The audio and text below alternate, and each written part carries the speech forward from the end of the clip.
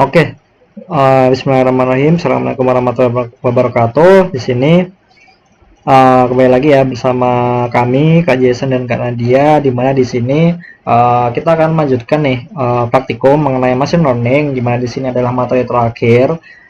Kemarin kita dari awal udah belajar tentang machine learning, dari analoginya sampai teknikalnya, per metode-metode, ada supervised, ada berbagai macam metode, unsupervised, berbagai macam metode, sampai bagaimana kita preprocessing, termasuk dengan PGA, dan lain sebagainya. Nah, sekarang kita akan belajar mengenai konsep atau istilahnya gambaran umum mengenai deep learning. Oke, sebelum kita lebih jauh tentang deep learning, kita lihat dulu nih sebelum kita ke pengertian dan sebagainya. Kita lihat dulu nih dari skema ini. Sebentar ya, kita ini dulu. Oke, kita lihat dari skema ini nih. Jadi AI atau artificial intelligence, sebenarnya AI itu akan membungkus dua ini. Dua ini ada di dalam suatu ranah ilmu yang disebut dengan AI. AI atau artificial intelligence, yaitu adalah suatu ilmu atau suatu teknik atau konsep gitulah ya, suatu konsep bagaimana kita membuat komputer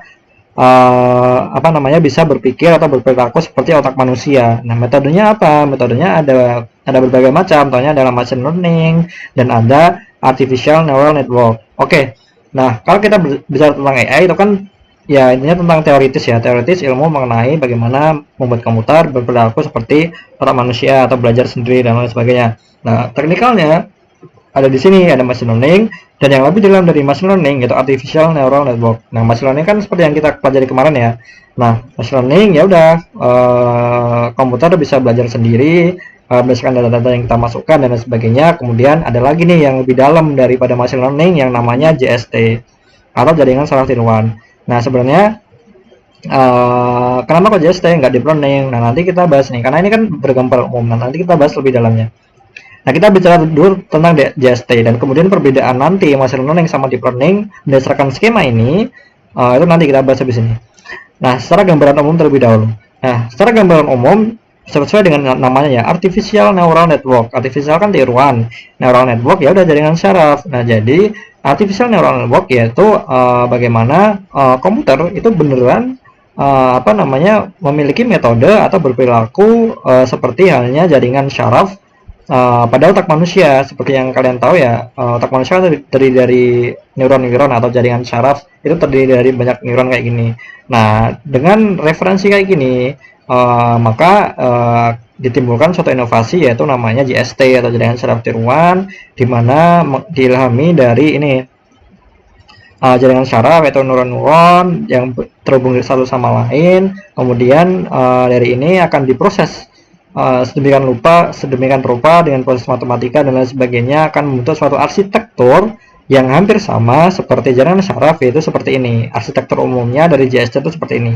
Ini arsitektur simpelnya ya. Kita berbicara tentang gambaran umum, belum berbicara tentang gambaran lebih mendetailnya. Nah, kira-kira seperti ini terkait JST. Nah, kalau kita lihat dari arsitektur tersebut, jadi arsitektur secara umum, balik lagi ya, kita bicara tentang arsitektur atau gambaran secara general terlebih dahulu. Simpelnya itu kayak gini. Ada intinya ada input layer atau input neuron. Ini adalah input. Ada tiga input. Di sini value inputan, data inputan. Di sini ada weight, bobot. Kemudian di sini ada output. Nah, gitu aja. Secara dasar, secara gamblang, secara garis besar ada tiga: input, weight, output, gitu aja. Nah, kalau kita baca secara persamaan ya udah, cara bacanya input dikalikan dengan weight akan menghasilkan satu output. Akumulasi. Nah, 4 kali min 2 ditambah 3 kali 3 ditambah min 2 kali 1 sama dengan outputnya sedemikian rupa akan menghasilkan output min 1. Nah, ini secara gambaran umum dulu. Secara gambaran umum kayak gitu. Arsitektur mendasar dari JST atau artificial neural network. Nah, sekarang kita lebih dalam lagi mengenai JST. Nah, JST itu nggak cuma ada ini input terus langsung output, itu enggak, tapi biasanya di tengah-tengah sini biasanya disebut dengan input layer, di sini output layer. Nah, di tengah-tengah sini ada yang mengerjakan proses bagaimana input ini akan menghasilkan output. Di sini ada layer sendiri untuk menjalankan suatu proses untuk membuat input sedemikian rupa akan menghasilkan output ini. Nah, apa layer di tengah-tengah ini yang menjalankan proses? Namanya adalah hidden layer. Nah, di sini ada hidden layer. Jadi input akan terkoneksi dengan hidden layer, diproses sedemikian rupa dengan hidden layer, kemudian akan menghasilkan suatu output. Nah, bedanya di sini dari kuantitas. Jika hidden layernya satu atau dua aja hidden layer, itu disebut dengan shallow neural network. Nah, kalau hidden layernya lebih dari dua atau banyak hidden layer, itu dinamakan dengan deep neural network atau deep learning. Nah, kita udah masuk ke deep learning nih.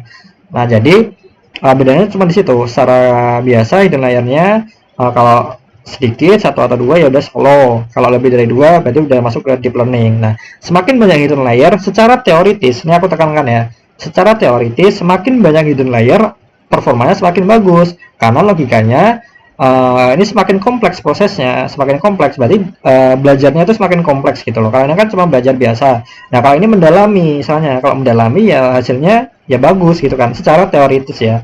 Tapi nggak selalu semakin banyak hidden layer akan menghasilkan performa yang lebih bagus, belum tentu, tergantung dengan use case atau datasetnya itu kita kayak gimana gitu. Nah, kita bicara secara teoritis dulu. Secara teoritis, semakin banyak semakin bagus, karena logikanya semakin dalam belajarnya, yang outputnya nilainya semakin bagus gitu lah ya istilahnya. Nah, gitu. Jadi sebenarnya di sini kita bisa langsung ganti aja. Di sini kan AI, ada machine learning, jadi di sini adalah deep learning. Nah, gitu aja. Nah, deep learning ini nggak akan lepas dari yang namanya JST, karena JST adalah konsep dari deep learning gitu kan. Nah, itu yang dinamakan dengan deep learning. Jadi machine learning yang mendalam, lebih dalam, seperti beneran jaringan syaraf atau menggunakan jaringan syaraf terbang dalam deep learning. Oke, sekarang kita masuk ke sini. Perbedaannya. Nah, kenapa kok bisa disebut semakin dalam? Kok bisa gitu? Kok bisa disebut machine learning yang lebih deep, lebih dalam? Emang apa sih perbedaan dari machine learning? Gini, perbedaannya gini. Jadi, kita lihat dari gambar dulu ya. Deep learning.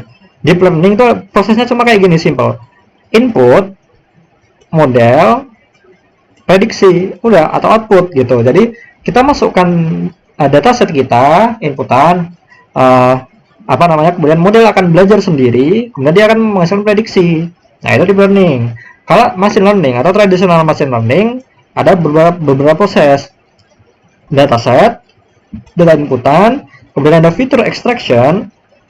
Fitur extraction itu ekstraksi fitur, yaitu memilih fitur-fitur atau atribut-atribut yang dipakai untuk model kita, ya kayak kemarin ada cleaning, ada PCA dan lain sebagainya, fitur extraction dan lain sebagainya. Ini yang dinamakan memilih-milih fiturnya yang dinamakan fitur extraction. Nah, kemudian ada classification. Nah, kemudian baru dia akan melakukan prediksi. Bedanya apa? Kan sama aja. Bedanya gini. Kalau machine learning itu tuh masih ada campur tangan manusia. Jadi tujuan AI apa tadi? Menciptakan komputer supaya dia bisa berperilaku seperti otak manusia kan. Nah, tapi tradisional machine learning dia masih ada campur tangan manusia, sedangkan tujuannya pure komputer. Nah, jadi nanti tradisional machine learning disempurnakan dengan deep learning. Penyempurnaannya gimana? Gini, secara garis besar penyempurnaannya adalah deep learning itu nggak ada campur tangan manusia. Kalau tradisional machine learning adanya gimana? Kita lihat dari sini. Kalau tradisional machine learning itu kalau proses fitur extraction ya mau nggak mau developernya yang harus ngurus kan. Dataset kita ada, kemudian ya udah kita harus dengan ilmu-ilmu kita sebagai developer ya kita memilih sendiri menggunakan data cleaning, PCA dan lain sebagainya sehingga mencapai seluruh dataset dengan fitur-fitur yang kita gunakan. Itu kan masih manual kita lakukan seperti kemarin kan. Kita masih mikir, kita masih coding lagi datasetnya digini-gini di PCA dan lain sebagainya. Nah, baru kita proses classification. Nah, classification sendiri kita juga harus mikir sebagai developer, apakah dari dataset kita ingin menggunakan classification linear atau non linear, misalkan apakah kita ingin menggunakan SVM ataukah kita menggunakan KNN atau naive bias dan lain sebagainya, atau misalkan apakah kita menggunakan supervised atau unsupervised, di mana itu kan berdasarkan pemahaman developer itu kan per metode kan ada masing-masing kelebihan sama kekurangan. Nah, itu kan masih by developer ya. Jadi kita mikirin sendiri nih dataset kita itu enaknya pakai metode apa, karena masing-masing metode punya keunggulan sama kekurangan masing-masing yang harus kita sesuaikan dengan dataset kita. Nah, makanya itu dalam traditional machine learning masih ada developer atau tangan manusia yang terkait di sini. Jadi datanya masih diotak-atik lagi oleh si developer supaya jadi clean, kemudian kita coding classification-nya berdasarkan metode tertentu, dan kita juga masih ngoding sendiri, baru dia akan melakukan prediksi. Nah, itu kan masih by human. Nah, kalau deep learning itu beda. Kalau deep learning itu by system, atau tidak ada campur tangan manusia. Jadi proses feature extraction sama classification ini itu jadi satu di dalam proses model alternate network. Jadi proses model alternate network ini, si komputer akan melakukan feature extraction, selanjutnya classification secara otomatis. Jadi istilahnya dia benar-benar belajar sendiri gitu loh, benar-benar belajar sendiri untuk feature extraction, classification secara otomatis, kemudian akan dilakukan suatu prediksi. Nah, itu dia kenapa kok disebut sebagai machine learning lebih mendalam, karena penyempurnaan dari machine learning yang dimana dia masih ada campur tangan manusia. Di sini tidak ada lagi campur tangan manusia karena semua dikerjakan oleh sistem atau komputer gitu. Ini yang membedakan deep learning sama tradisional machine learning. Nah, tentu saja nggak semua hal itu ada baiknya, tapi ada kerugiannya atau ada minusnya lah. Contohnya kayak gimana? Kayak gini. Yang minus pertama gini. Deep learning itu secara kita lihat dari prosesnya itu kan menggunakan kayak gini ya, terlalu rumit, otomatis dia akan memerlukan daya komputasi yang tinggi. Makanya kalau kita pakai deep learning, kita harus tahu proses trainingnya bisa berjam-jam, bisa berhari-hari, bisa berminggu-minggu kalau datanya kita jutaan. Nah, kalau tradisional machine learning ya udah, karena kita udah set datasetnya secara rapi, secara bagus, kemudian kita masukin ke model, ya trainingnya paling nggak sampai berminggu-minggu atau nggak sampai berhari-hari, paling cuma menit sama berjam-jam gitu kalau datasetnya banyak. Nah, karena proses itu waktu komputasinya semakin tinggi, otomatis daya komputasinya juga semakin tinggi, dan itu kekurangan yang pertama. Kalau yang kedua itu deep learning hanya cocok untuk dataset yang sangat besar atau sangat banyak gitu. Dataset yang banyak, variasinya banyak, itu cocok untuk deep learning. Tapi kalau datasetnya sedikit, yang ngapain pakai deep learning? Secara gini, kalau misalkan performanya sama ataupun misalkan performanya tidak jauh beda, kalau datasetnya dikit, itu kita mending pakai tradisional, karena kita kan intinya machine learning kita kan cuma ngincer akurasi kan. Jadi sekian banyak proses itu kan kita cuma ngincer akurasi, cuma ngincer performa. Kita ngincer supaya performa model kita setinggi-tingginya. Nah, kalau performanya sama, ngapain kita pakai deep learning? Kalau datasetnya sedikit, ngapain kita pakai deep learning? Ya pakai traditional machine learning aja nggak apa-apa. Maksudnya biar daya komputasinya nggak tinggi dan prosesnya nggak terlalu lama, orang akurasinya sama gitu.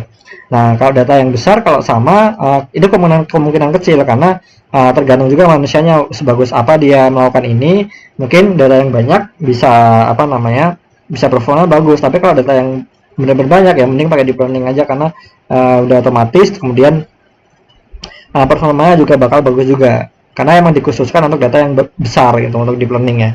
Oke, kekurangan yang ketiga itu tidak sepenuhnya bisa dimengerti. Seperti yang aku bilang tadi, proses ini dilakukan by system kan. Nah, karena dia by system, dia tuh dibiarkan seperti black box, atau prosesnya itu tiba-tiba jadi. Nah, kalau ada suatu performa yang jelek, misal performanya kok jelek, nah kita tuh nggak bisa langsung mengerti, karena ini dilakukan oleh sistem. Apanya yang salah, kita itu nggak bisa langsung mengerti gitu, karena ini dilakukan oleh sistem gitu. Beda kalau kita tradisional, kita udah melakukan ini manual kan, kita sendiri. Nah, kalau ada sesuatu yang salah, kita bisa tahu, oh mungkin fiturku terlalu banyak, atau mungkin fiturku terlalu sedikit, mungkin ada dataset yang masih nol, mungkin ada dataset yang masih missing value, mungkin ada dataset yang string dan lain sebagainya, atau mungkin metode klasifikasiku salah atau kurang benar. Nah, kita bisa perbaiki, kita tahu gitu loh, kira-kira salahnya di mana kalau tradisional. Nah, kalau deep learning itu nggak bisa langsung tahu atau sulit untuk mengetahui, karena dia by system, dia dikerjakan secara otomatis, kita nggak tahu nih salahnya di mana gitu. Kemudian itu terkait kekurangan dari deep learning gitu. Oke. Dan tadi kita udah bahas mengenai perbedaan deep learning sama tradisional machine learning ya. Kenapa kok disebut machine learning yang lebih mendalam atau versi lebih baik dari machine learning? Ini alasannya kayak gini. Karena dilakukan secara otomatis by system gitu. Oke. Selanjutnya, bagaimana deep learning itu belajar? Jadi bagaimana deep learning itu belajar itu apa namanya biasa disebut dengan teknik backpropagation. Tapi kita nggak bakal bicara lebih jauh tentang backpropagation, tapi karena secara perhitungan itu sangat rumit, benar-benar apa namanya banyak variabel yang harus dipelajari, banyak teknik yang harus dipelajari untuk memahami satu ruang lingkup. Dari satu ruang lingkup ini apa backpropagation. Jadi nanti kita bahas secara general aja. Oke, kita kan udah belajar mau tahu ya. Jadi cara kerja deep learning atau bagaimana deep learning belajar itu adalah menggunakan teknik backpropagation. Tapi di sini ada satu tambahan lagi. Jadi setelah atau dalam proses backpropagation ini tidak apa namanya tidak lepas dari yang namanya fungsi nonlinear. Jadi fungsi nonlinear ini juga menjadi salah satu fungsi yang ada dalam backpropagation. Nah, nanti kita belajar sekelas ya. Kenapa kok fungsi nonlinear ini ada di dalam deep learning? Nanti kita bahas. Nah, metode-metode selain artificial neural network dalam deep learning itu ada berbagai macam. Contohnya ada convolutional neural network atau CNN. Nah, biasanya apa CNN ini digunakan untuk apa namanya deep learning di mana data masukannya itu adalah gambar atau video. Jadi untuk preprocessing pixel atau preprocessing gambar atau video kita menggunakan yang namanya convolutional neural network di mana ini ditujukan khusus untuk apa namanya menghadapi data atau memproses data dalam bentuk image atau pixel ataupun video yang juga pixel-pixel gitu kan. Nah, itu menggunakan CNN. Nah, lawan tadi yang artificial neural network biasanya disebut dengan fully neural network gitu. Nah, yang lain ada recurrent neural network atau dan sebagainya. Nah, di sini kalau kita bicara lebih dalam mengenai deep learning atau GST atau ANN atau neural network, itu kan tadi kita ada bilang ya. Jadi arsitekturnya ya udah ada yang namanya input layer, hidden layer sama output. Nah, kalau kita bicara lebih dalam, gimana sih cara kerjanya backpropagation? Kenapa intinya secara garis besar aja ya, kita nggak bahas backpropagation secara mendalam ataupun perhitungannya karena itu bakal sangat panjang dan banyak sekali subbab yang harus dipelajari. Nah, di sini secara garis besar aja. Jadi intinya deep learning itu gimana? Intinya deep learning itu adalah dia itu akan mengupdate weight atau beban atau weight dan bias selama setiap proses iterasi sampai menghasilkan value loss yang rendah gitu intinya. Jadi ini pada setiap iterasi atau epoch dia akan terus mengupdate weight dan bias sampai dia akan menghasilkan loss atau value loss yang rendah. Loss kan gini ya, kalau loss kan intinya kalau ada akurasi pasti ada loss. Jadi loss itu seberapa buruk prediksi itu bekerja, prediksi model kalian itu bekerja seberapa buruk. Jadi semakin tinggi kan semakin jelek, makanya dia akan mengincar value loss yang semakin rendah gitu. Nah, jadi di setiap iterasi dia akan terus mengupdate weight dan bias sampai menghasilkan value loss yang rendah. Itu secara konsep deep learning itu kayak gini cara kerjanya. Oke ya. Secara gambaran umum ya kayak gini. Oke, di sini kita akan membahas yang tadi kenapa kok deep learning ada yang namanya fungsi nonlinear. Kenapa kok ini nggak bisa dipisahkan dari deep learning? Karena gini. Kalau kita lihat, misalkan ada dataset kayak gini ya. Dataset yang apa namanya tersebar kayak gini, ini kan jelas ya. Datasetnya tersebar di satu aksis. Nah, kalau dataset yang bisa di apa namanya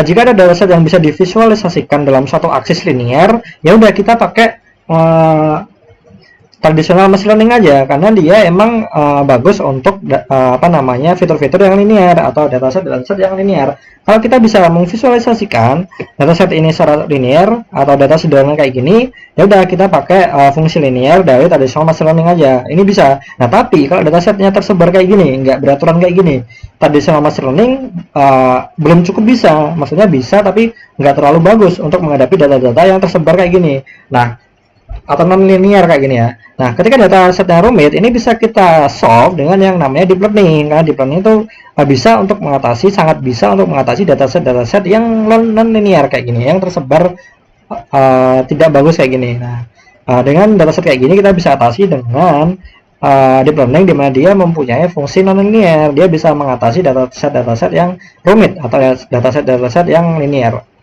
Atau dia bisa mengupload dataset yang linear menggunakan deep learning. Nah, apa namanya sebenarnya pakai apa namanya kalau kayak gini deep learning nggak bisa, tapi ngapain? Karena tradisional dia udah bisa, ngapain pakai deep learning gitu. Karena kan emang bener-bener traditional machine learning nggak bisa kan, karena kebanyakan traditional machine learning itu berfokus pada linear dataset, ya linear. Kemudian untuk mengatasi yang non-linear lebih bagus performanya menggunakan deep learning gitu. Oke, nah kalau kita lihat kenapa kok harus ada fungsi non-linear dalam suatu deep learning selain mengatasi kayak gini, analoginya kayak gini. Analoginya adalah ketika kita punya model neuron, model deep learning kayak gini. Di sini ada input, hidden layer, output.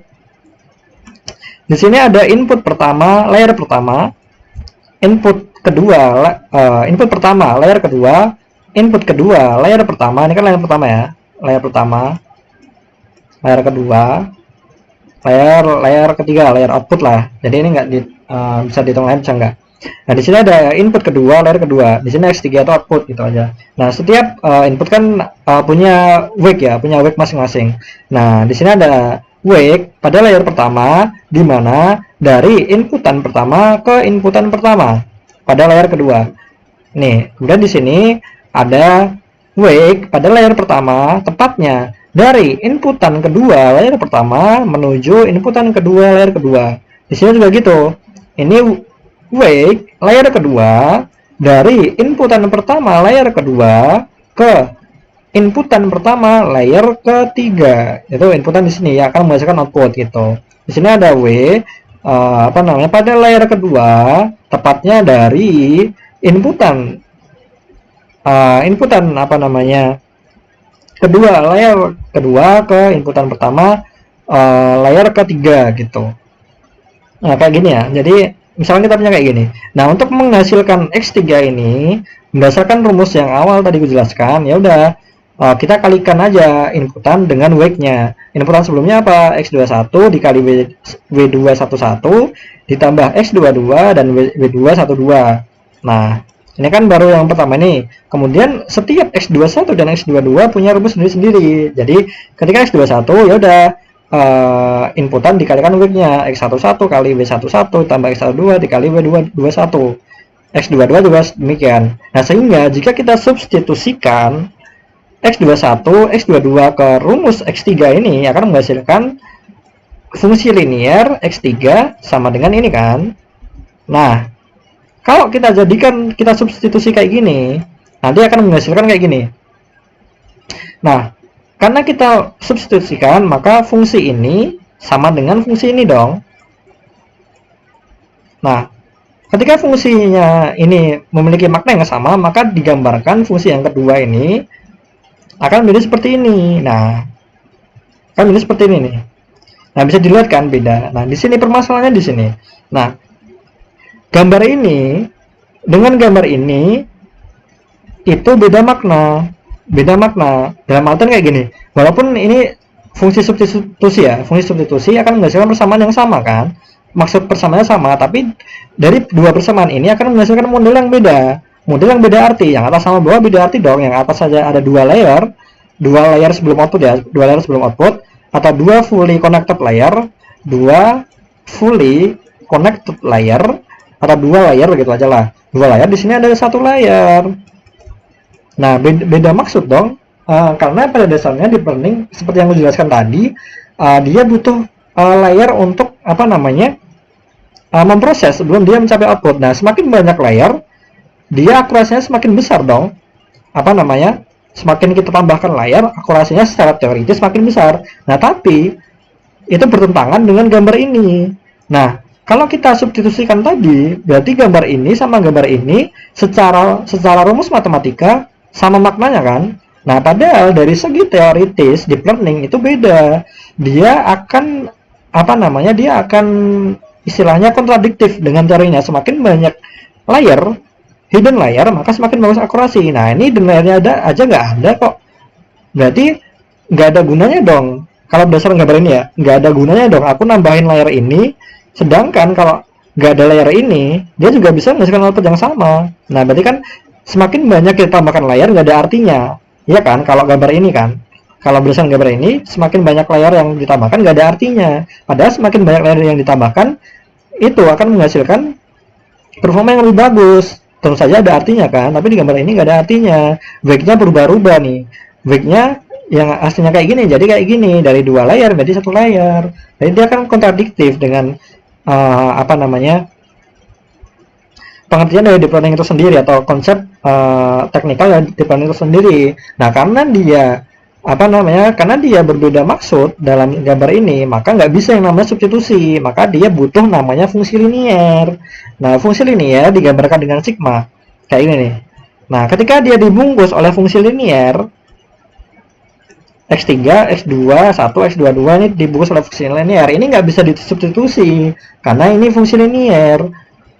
Nah, dia nggak bisa disubstitusi nih apa namanya, fungsi-fungsinya. Jadi wake ini akan terus seperti ini, akan bentuknya akan terus seperti ini, akan tetap. Jadi apa namanya, dia akan apa namanya mengavoid yang namanya substitusi gitu dengan fungsi linear. Jadi dia akan apa namanya, tidak akan merubah wake dari deep learning itu sendiri. Jadi itulah fungsi utama dari fungsi linear. Kenapa kalau deep learning ada fungsi linear? Ya tentu saja untuk mempertahankan modelnya, wake-nya, dan tentunya dia bisa nantinya akan menghandle dataset yang non linear kayak gini, bukan linear gitu.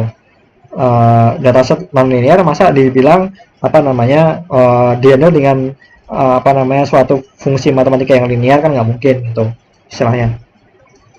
Oke gitu ya, secara gambaran tentang apa yang namanya apa fungsi non linear. Kenapa fungsi non linear ada di dalam deep learning gitu. Oke.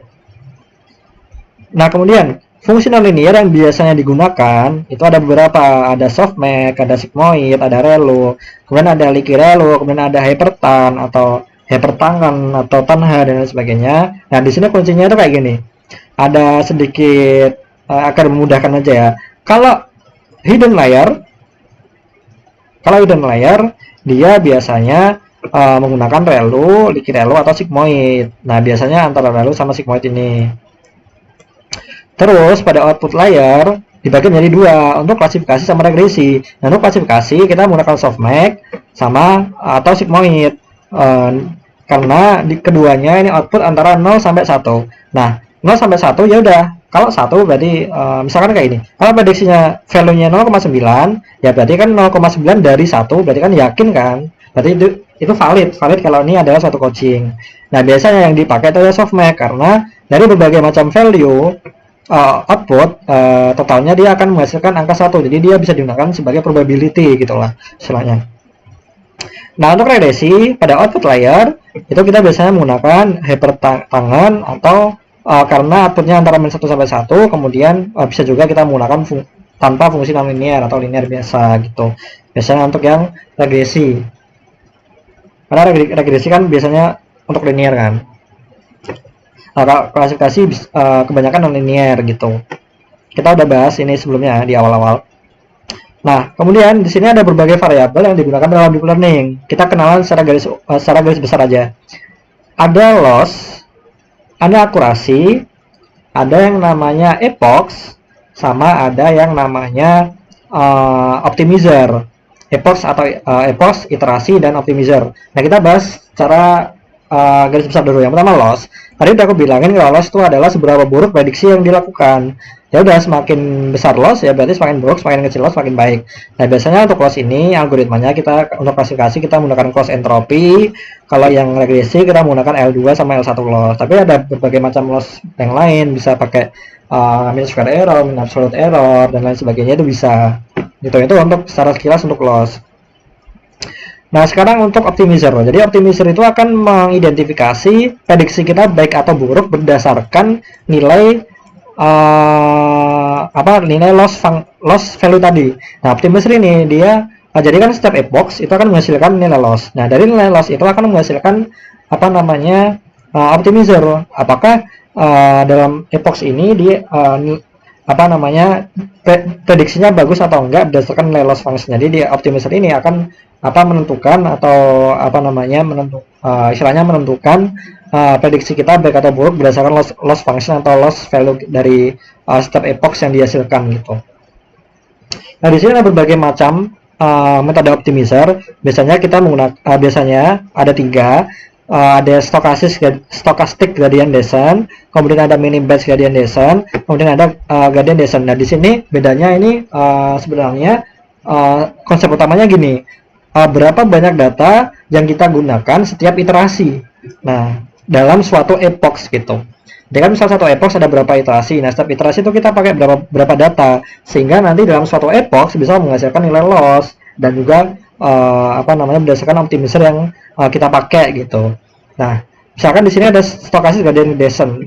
Ini yaitu kita setiap iterasi kita menggunakan satu data. Nah, kalau mini batch itu adalah kita menggunakan bisa dari 1 sampai max data. Nah, misalkan datanya ada 32, berarti kita bisa menggunakan bebas antara 1 sampai 32 sebagai maksimal data gitu. Nah, kalau gradient descent juga semua data. Nah, berdasarkan mini batch ini, karena mini batch itu terserah antara 1 sampai max data. Nah, kalau kita menggunakan 1, itu biasa disebut stochastic. Karena stochastic adalah satu data, atau mini batch gradient descent dengan satu data sama dengan stochastic gradient descent. Kalau mini batch dengan max data, itu kita bisa sebut sebagai gradient descent gitu. Cuma beda istilah aja ya. Kalau max data, mini batch berarti gradient. Nah, kalau satu mini batch berarti stochastic gitu aja. Itu untuk optimizer. Nah, kemudian sekarang kita belajar mengenai apa sih itu epoch, apa sih itu iteration. Jadi beda nih antara epoch sama iteration. Biasanya yang pakai itu epoch, bukan iteration. Ya bisa dipakai di codingan itu epoch. Jadi gini, epoch itu lebih gede dari iteration. Maksudnya gini, iteration ada di dalam epoch. Contohnya gimana? Contohnya gini, misal kita tentukan mini batch size-nya 2. Jadi setiap iterasi kita menggunakan 2 data. Misal kita punya 10 data. Nah, iterasi pertama dia menggunakan 2 data. Data 1 sama data 8. Nah, kita menggunakan 2 data karena mini batch-nya 2. Jadi pada iterasi pertama atau setiap iterasi kita menggunakan 2 data. Misalkan pada iterasi pertama kita menggunakan 2 data, yaitu data 1 sama data 8, kemudian kita proses dalam model deep learning kita, yaitu kita proses dari input, hidden, output, feed forward, diproses oleh hidden, kemudian dia akan balik lagi. Nah, ketika selesai, dia akan masuk ke satu iterasi. Nah, kemudian dia balik lagi, ambil 2 data lagi. 2 data lagi, misalkan di sini. Nah, 18 kan udah. Kemudian kita ambil 4 sama 5. Nah, 4 sama 5 kita ambil sebagai iterasi kedua, diproses. Udah selesai diproses, itu akan masuk ke 2 iterasi. Nah, dia akan balik lagi, mengambil 2 data lagi, mengambil terus menerus sampai habis. Nah, di sini kan misalkan ini habis ketika iterasi masuk ke 5 ya. Ketika iterasi masuk ke angka 5, berarti datanya udah habis semua kan, karena ada 10 data doang.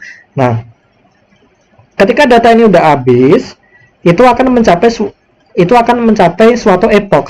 Jadi epoch itu ketika data sudah diiterasi semua, itu mencapai satu epoch. Nah, jadi di sini satu epoch itu ada 5 iterasi gitu. Nah, iterasi itu intinya berapa banyak wake itu akan diupdate. Ngerti ya? Jadi konsep awalnya kan deep learning kan simpel aja ya. Dia akan mengupdate wake tiap iterasi kan. Dia akan mengupdate wake tiap iterasi sampai dia akan menghasilkan loss function atau nilai value loss yang kecil. Nah, nilai value loss yang kecil ini didapatkan ketika iterasinya udah selesai atau satu epoch. Nah, kemudian kalau epochnya ada lagi ya, iterasi lagi, epoch kedua akan menghasilkan loss function yang lain gitu, sampai loss functionnya dia akan mencapai loss function yang kecil gitu, paling kecil gitu. Nah, jadi satu epoch itu satu epoch itu adalah siklus. Kalau epoch itu adalah siklus ketika datanya udah gunain semua atau udah diiterasi semua. Nah, satu epoch itu tergantung datanya, tergantung data dan mini batch-nya berapa. Kalau datanya 10, mini batch-nya 2, berarti kan kita menggunakan 2 data setiap iterasi.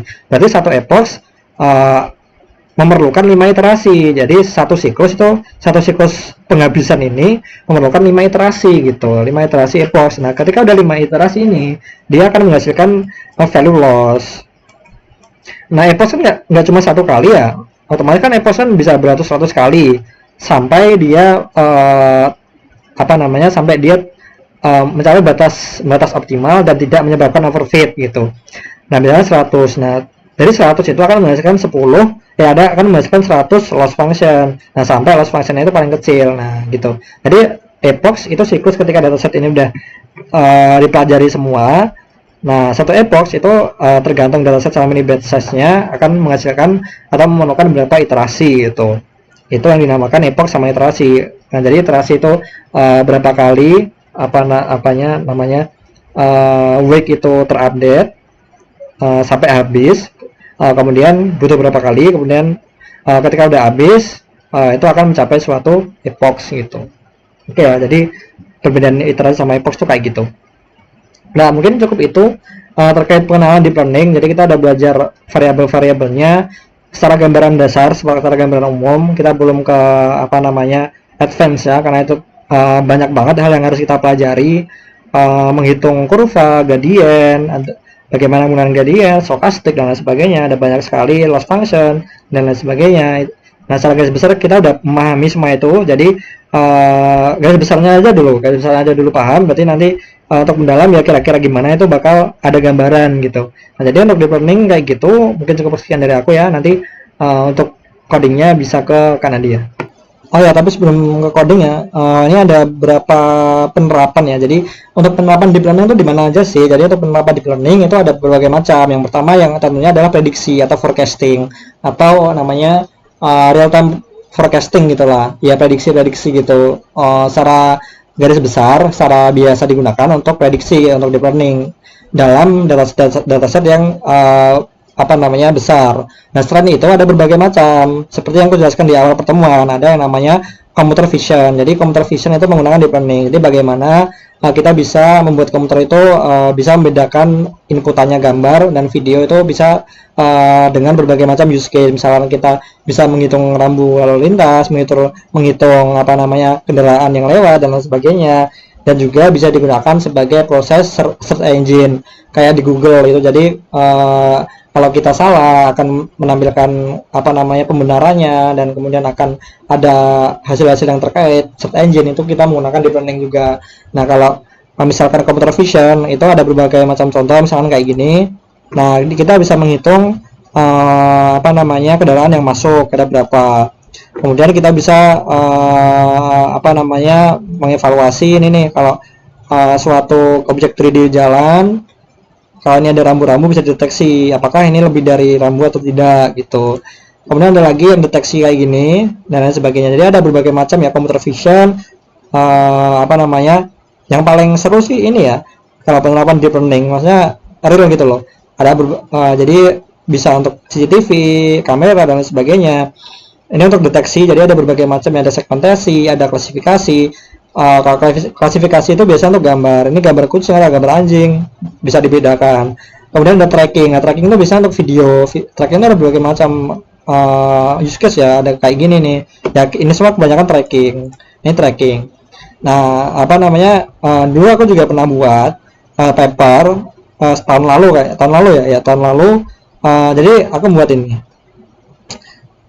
Jadi kita menggunakan neural network di mana dia bisa mendeteksi kombinasi itu segel tangan di Naruto. Dia kan kalau kalian nonton Naruto ya, pasti nonton sih. Walaupun kalian mendalami atau enggak, pasti tahu kan kalau Naruto itu kalau mau ngeluarin jutsu itu pasti ada segel, enggak pasti, kebanyakan pasti menggunakan segel tangan. Nah, kita bisa deteksi nih segel tangan itu polanya apa, dan ketika dia mengkombinasikan dia akan keluar jurus apa. Nah, itu bisa dideteksi. Jadi ini paper tahun lalu aku buat. Ini dia bakal mendeteksi ini nih, nge-tracking tangan. Jadi tangan ini bisa dideteksi nih. Oh, ini pola red, pola ox sama pola tiger dan lain sebagainya. Dia bisa terdeteksi. Nah, ketika dia udah terdeteksi, dia akan melihat polanya nih. Misal detik 0 sampai detik berapa aku selesai melakukan segel tangan. Nah, kombinasi segel tanganku ini bisa dideteksi nih dia masuk jurus apa. Nah, tapi jurus yang aku masukin itu cuma 3, Gokaki no Jutsu, kayak Fireball Jutsu, itu Katon, Chidori sama Kuchiyose, baru 3 itu. Nah, itu kan ini cuma kecil-kecilan ya, cuma program kecil-kecilan. Jadi dia bisa melihat nih kombinasi tanganku itu akan mengeluarkan Chidori, Gokaki no Jutsu, atau Katon, Variable no Jutsu, atau Fujiyoshi. Nah, antara tiga itu. Dan, jadi ini bisa melakukan tracking. Jadi untuk computer vision serunya kayak gitu. Bisa dilakukan diterapkan berbagai macam use case. Oke, mungkin cukup itu. Nanti bisa dilanjutkan oleh Kak Nadia ya. Nah ya, jadi di sini aku bakal jelasin Google Colab-nya mengenai pengenalan deep learning dan computer vision. Nah, kita langsung masuk aja ke Google Colab-nya. Di sini seperti biasa kita nge-import libraries-nya terlebih dahulu. Nah, untuk libraries-nya kali ini kita menggunakan TensorFlow. Jadi di sini kita definisiin import TensorFlow STF. Nah, lalu kita masih menggunakan library NumPy untuk memanipulasi datanya. Dan di sini ada library TensorFlow Keras, di mana Keras ini API buat ngedefinisiin, menyusun sama melatih model dari neural network. Nah, lalu di sini ngeprint tf.version. Nah, fungsinya buat ngecetak atau ngasih tahu versi berapa TensorFlow yang kita gunakan. Nah, di sini kita ngegunain versi 2.14. Nah, langsung masuk aja kita ke materi pengenalan deep learning-nya. Di sini pertama-tama kita harus ngebuat model sederhana, yang mana modelnya ini satu lapisan dense yang memiliki satu neuron atau satu dimensi input. Di sini satu neuron sama satu dimensi input. Nah, model ini dapat digunain buat nyelesain tugas regresi sederhana, di mana kita mencoba memprediksi output berdasarkan hanya satu input aja. Nah, di sini bisa dilihat kita membangun model neural network secara sekuensial, yang mana modelnya ini masih model sederhana. Di sini bisa dilihat kita menggunakan keras.sequential. Ini merupakan kontainer atau penampung linier untuk sekumpulan lapisan atau layers dari neural network. Nah, dalam hal ini kita ngebuat model sekuensial yang berarti lapisan-lapisan ini ditambahkan secara berurutan. Nah, lalu di sini ada keras layers dense, di mana ini merupakan lapisan dense dalam modelnya. Nah, keras layers dense ini memiliki parameter yaitu unit 1. Unit sama dengan 1, yaitu buat nentuin jumlah neuron atau unit dalam lapisan. Nah, dalam hal ini kita memiliki satu neuron karena kita bakal ngebuat model untuk tugas regresi yang masih sederhana. Nah, lalu ini ada input shape sama dengan 1. Nah, ini buat nentuin bentukan input atau lapisannya. Nah, dalam hal ini inputnya adalah satu dimensi karena kita hanya memiliki satu fitur aja.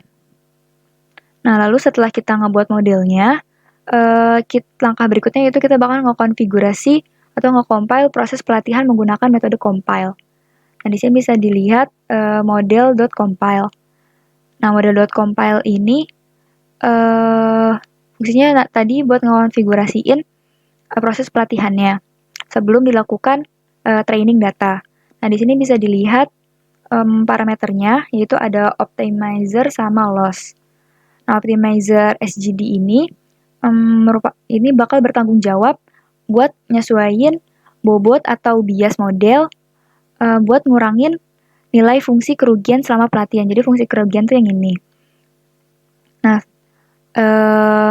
SGD ini yaitu salah satu jenis optimizer yang umum digunain. Jadi SGD ini bekerja dengan menghitung gradien fungsi kerugian atau loss-nya terhadap parameter model dan memperbarui parameternya tersebut untuk mengoptimalin performa dari modelnya. Nah, sedangkan yang loss ini atau fungsi kerugiannya itu bertanggung jawab buat mengukur seberapa baik model ini memprediksi nilai target dibandingkan dengan nilai yang sebenarnya. Nah, pada contoh ini kita menggunakan MSE atau mean square error sebagai fungsi kerugiannya. Nah, MSE ini sebagaimana kita tahu yaitu fungsinya buat mengukur seberapa baik prediksi model mendekati nilai sebenarnya dengan cara mengevaluasi rata-rata dari kuadrat perbedaan antara prediksi dan nilai yang sebenarnya. Nah, jadi intinya fungsi kerugian atau loss ini mengukur seberapa baik modelnya ini bekerja. Nah, sedangkan optimizer ini berfokus pada langkah-langkah perubahan pada bobot dan biasnya ini untuk meningkatkan performa dari modelnya. Nah, selanjutnya setelah kita nge-compile, kita bakal ngerepresentasiin datanya dulu. Nah, jadi di sini kita bakal ngedefinisiin data X dan Y yang akan dilatih oleh model. Nah, di sini bisa dilihat ada XS sama ada YS. Nah, XS ini merupakan array yang berisikan nilai-nilai input atau fitur dari data latihan. Nah, dalam kasus ini, array XS ini berisi nilai-nilai 0, 1, 2, 3, 4, sama 5. Nah, yang merepresentasikan input yang ingin kita gunakan untuk melatih model. Nah, sedangkan yang YS ini merupakan array yang berisi nilai-nilai output atau target yang sesuai dengan input pada array XS. Nah, dalam kasus ini, array YS ini berisikan nilai-nilai 1, 3, 5, 7, 9, dan 11. Nah, yang ini merupakan target yang ingin dicapai oleh modelnya nanti. Nah, dengan nentuin pasangan nilai input-output ini, kita dapat menggunakan metode pembelajaran mesin atau machine learning untuk melatih modelnya, misalnya menggunakan regresi linear. Nah, dengan mencari hubungan atau pola antara input sama outputnya nih, hubungannya tuh kayak gimana. Nah, dalam contoh ini, kita ingin melatih model untuk memahami pola bahwa nilai input YS ini, nilai input YS adalah 2 kali dari nilai input YS. Nah, jadi di sini nilai YX ini sama dengan 2 dikali nilai XS ditambah 1. Jadi bisa dilihat di sini misalnya YX-nya kita ambil yang XX-nya kita ambil nilainya 0. Berarti sini kan 2 kali 0, 0 ditambah 1. Nah, berarti ngasilin inputan YX-nya 1, YS-nya 1 gitu, dan seterusnya.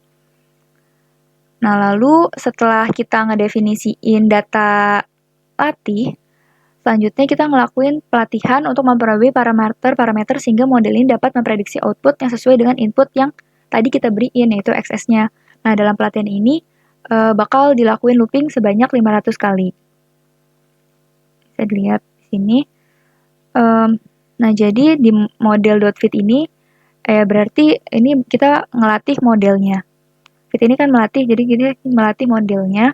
Lalu XS dan YS ini itu merupakan XS-nya ini merupakan data input dan YS-nya ini merupakan data outputnya yang akan digunain selama proses pelatihan.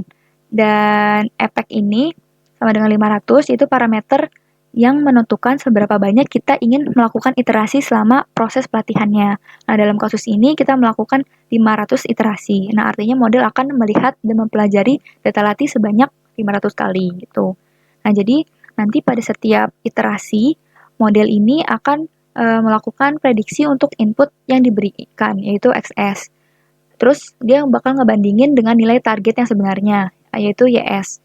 Dan dia bakal ngehitung seberapa besar kesalahan atau loss-nya yang tadi udah didefinisikan di sini.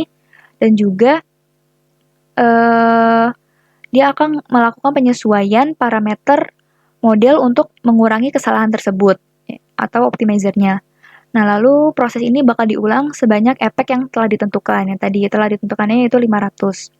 Nah, jadi dengan menggunakan algoritma optimizer SGD tadi yang telah diatur sebelumnya pada kompilasi model atau model compile, nah model ini akan memperbarui parameter bobot dan bias untuk meminimalkan loss-nya, sehingga hasil prediksi ini bakal mendekati target yang sebenarnya.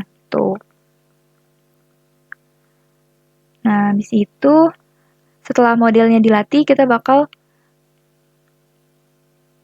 melakukan prediksi dari nilainya. Nah, di sini pada bagian ini bakal dilakukan prediksi jika nilai X-nya atau inputannya ini yaitu sebesar 10. Nah, dapat dilihat bahwa hasil yang didapat atau Y-nya ini atau outputnya yaitu sebesar 21,006. Nah, pada bagian ini tadi kan udah dikasih tahu bahwa fungsinya itu jika Y sama dengan 2X tambah 1, dan X-nya ini tadi masukannya nilainya 10, nah maka hasil yang didapatkan kan harusnya 21 ya. Nah, namun ketika kita run, model ini bakal memberikan nilai yang sangat dekat dengan 21, yaitu 21,006. Tapi kan ini tidak tepat 21 ya. Nah, hal ini terjadi karena model yang dilatih ini dengan model yang kita latih ini datanya itu sedikit, yaitu hanya 5 poin data aja. Gitu. Nah, lalu kita masuk ke computer vision. Nah, jadi di sini computer vision adalah bidang yang mampu memberikan pemahaman bagi komputer untuk memberikan label berdasarkan sebuah gambar. Nah, cara kerjanya juga menerapkan jaringan neural atau saraf dalam pemrosesan dan analisisnya. Nah, pertama-tama di sini kita bakal nge-insert datanya, yang mana pada praktikum ini digunakan dataset Fashion MNIST yang terdiri dari 70.000 gambar yang tersebar di 10 item pakaian berbeda. Jadi nanti ada 70.000 baris dan 10 kelas atau 10 kolom. Nah, yang mana gambar-gambarnya tadi ini, 70.000 gambar ini telah diperkecil menjadi 28 kali 28 pixel, dan setiap pixelnya ini dapat direpresentasikan dalam nilai dari 0 hingga 500 gitu. Nah, jadi dataset Fashion MNIST ini udah tersedia dengan panggilan API dalam TensorFlow. Dan jadi kita tinggal deklarasiin aja functionnya. Nah, di sini kita bisa lihat kita ngebuat instan dari API dataset Fashion MNIST yang disediakan oleh TensorFlow. Nah, selanjutnya di sini kita nge-load datasetnya. Nah, dengan menggunakan metode load data ini dari objek Fashion MNIST, kita ngebuat dataset Fashion MNIST. Nah, dataset ini terdiri dari 2 bagian. Yang bisa dilihat di sini yaitu ada data latih atau train dataset yang terdiri dari train image sama train labels. Nah, ini tuh dataset trainingnya itu sebanyak 60.000 data. Sedangkan data ujinya ini, tes image sama tes labelsnya ini sebanyak 10.000 data. Jadi data latih nantinya bakal digunain buat melatih model, sementara data ujinya ini bakal digunain untuk menguji kinerja modelnya. Nah, selanjutnya di sini kita bakal ngenormalisasi nilai-nilai pixel pada data gambar. Nah, nilai pixel itu kan tadi awalnya tuh berkisar dari 0 hingga 255.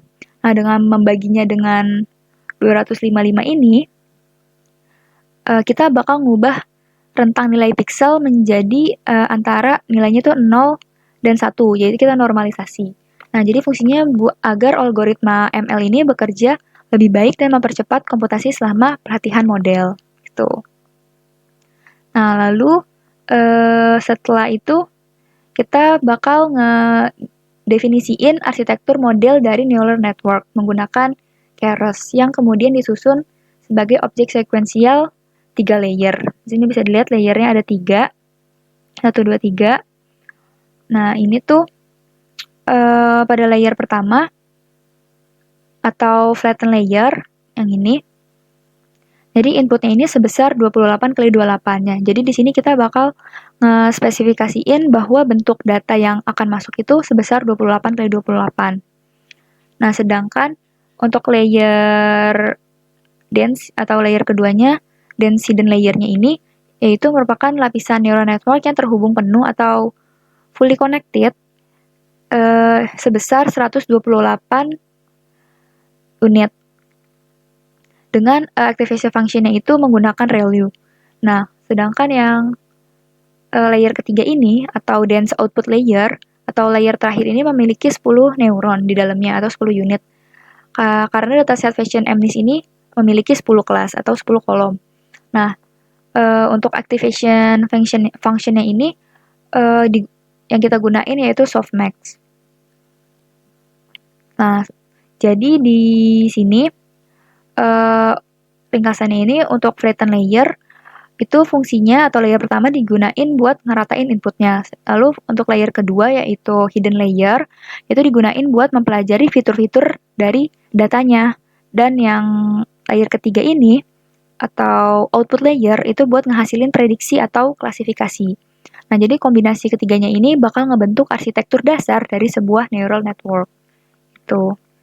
Nah, lalu di sini kita ngelakuin compile lagi sama seperti yang sebelumnya, yang mana compile ini merupakan langkah yang diperluin sebelum melatih atau mentraining modelnya. Nah, namun di sini kita menambahin satu parameter baru, yaitu matriks akurasi yang berguna buat mengevaluasi performa model selama dan setelah proses pelatihan. Gitu. Nah, selanjutnya yang terakhir, kita melakukan pelatihan. Nah, dalam pelatihan ini dilakukan looping sebanyak 10 kali menggunakan train image sama train labels. dengan apex-nya itu sama dengan 10. Nah, di sini dapat dilihat output-nya ini menunjukkan bahwa model ini mencapai akurasi lebih dari 91%, itu 91,03%. Nah, pada proses pelatihan datanya. Nah, yang mana ini merupakan angka yang cukup tinggi dan dapat dinilai baik, maka dari itu kinerja model ini dapat dikatakan baik. Nah, penjelasan Google Colab-nya untuk pertemuan terakhir ini cukup segini aja. Sekian dan terima kasih.